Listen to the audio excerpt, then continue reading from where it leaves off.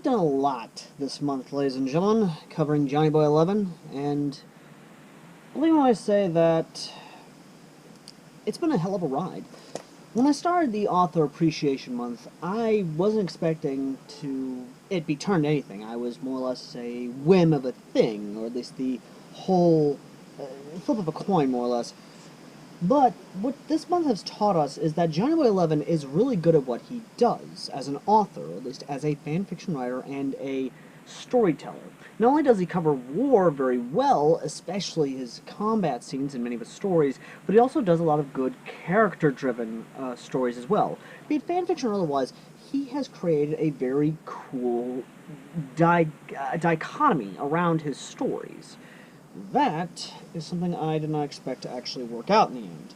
However, in this one, the final story for this month, or depending on if this comes out in December, then I may have missed my time date of it ending in November, on the last day of November, but either way though. This story is one that he has been hounding me, outside of course, Spartan Assault, to cover.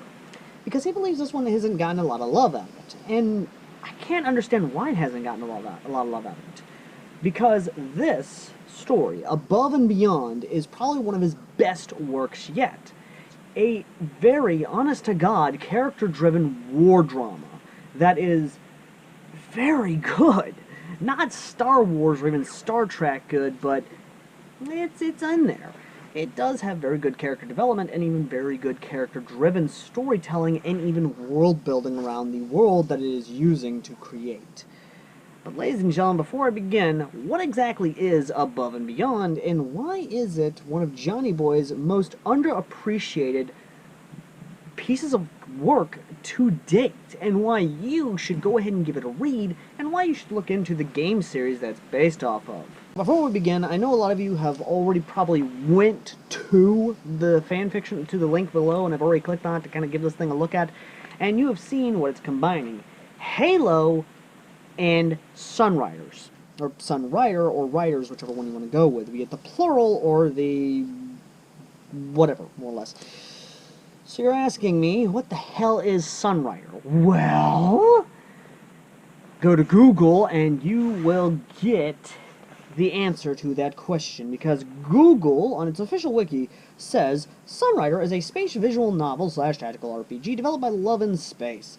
Captain your starship and lead your squad of mecha pilots to victory. There are currently 2 games covering 3 arcs or chapters.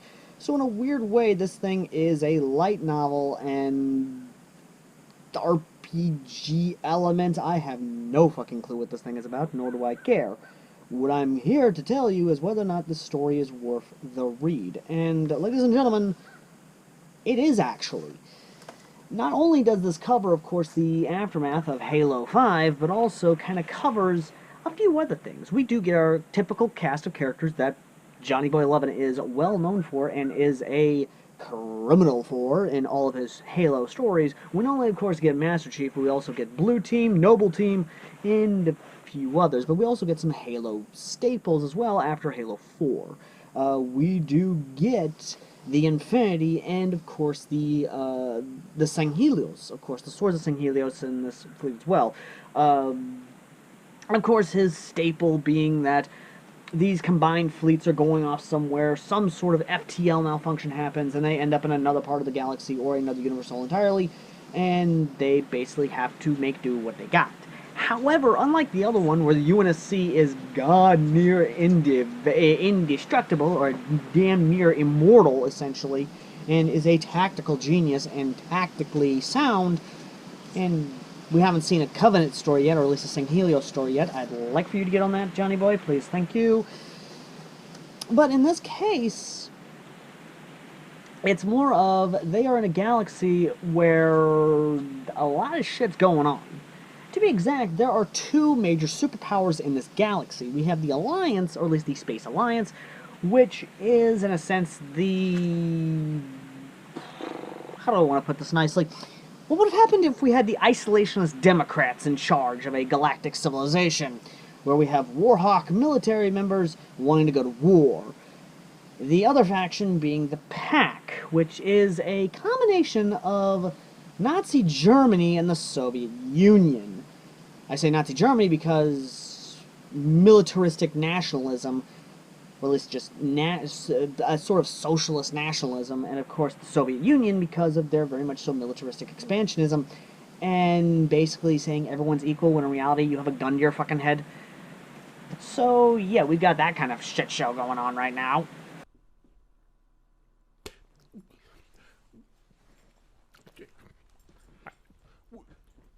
What the fuck? But there is a neutral planet, neutral rim, which basically separates the two superpowers, the two galactic superpowers. However, the planet that the UNSC and Helios kind of came in contact with, well, they became a little friendly with, and that sort of thing happens there. They help build up this planet's military. However, a surprise attack from the pack, because, of course, when dealing with a bunch of socialists and fucking commies, of course they're gonna backstab you and basically say, we're totally not gonna invade you. I guarantee it. Would I lie? Joke's on you, we're invading you. Of course! And what is the Alliance doing?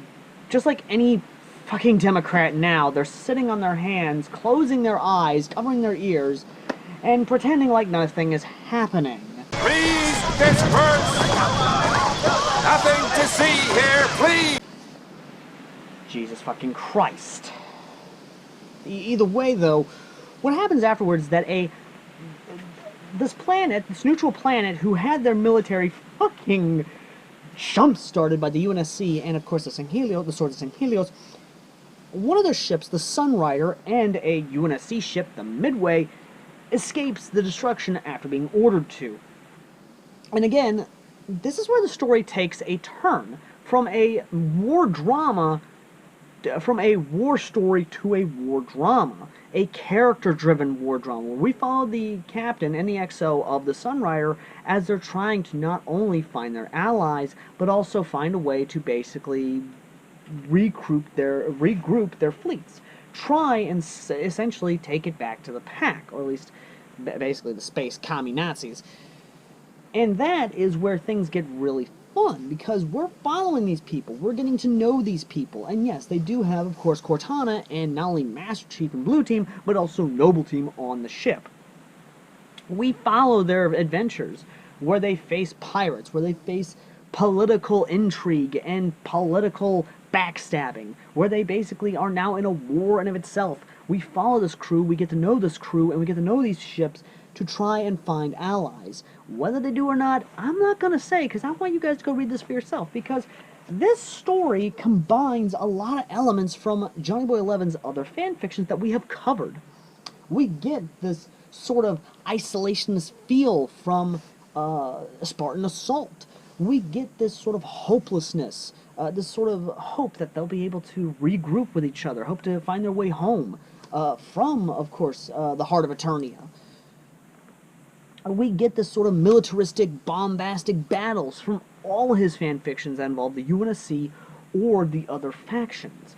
We have this militaristic technology that we see in his other stories as well. This story is an amalgamation of everything that Johnny Boy 11 is good at. But at the same time, it has created a character-driven drama that I am enjoying through and through. And I recommend you guys do as well, because again, this combines so much and has gotten me interested to look into Sunriders and kind of see what the hell it's about and whether or not there's any sort of less than you can't read in public material, if you know what I mean. Mm-hmm.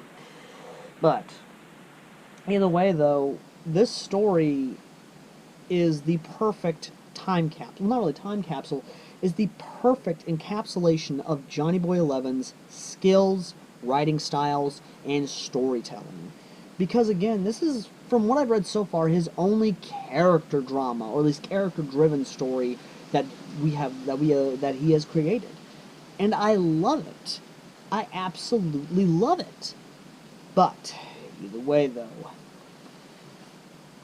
I say to you folks, let me know. Actually, what I'm going to say is, I'm going to ask you folks, what do you think of this story? Do you know Sunriders? Do you believe this is one of Johnny Boy 11's most underrated works that need a little more love? Do you think that this story is really good, and should Johnny Boy 11 try to make more character-driven dramas? I want to hear your thoughts in the comments section down below. And with this, we end Author Appreciation Month on Above and Beyond. A very much so wonderful story and character drama, and a very much so good war drama as well. And if you guys want to help out, then consider donating to our PayPal down below. If you want to come chat with me and Johnny Boy 11 and just kind of discuss all the fanfictions I've reviewed so far, there's a link down there to our Discord. And if you want to read this one for yourself and kind of get engrossed as I have in this wonderful amalgamation of stories, link to it down below as well in the pinned comment. And as always, ladies and gentlemen, I've been Airsoft Al, and while this month may end, another month begins. So ladies and gentlemen, next month is December, so that means we take a look at things that you might want to have on your Christmas list. As always, I've been Airsoft Al, and I will see you lovely, lovely people in the next video. And happy holidays, Merry Christmas, Happy Hanukkah, Happy Kwanzaa, and to my atheist friends out there, have a good day. Till next time, ladies and gentlemen.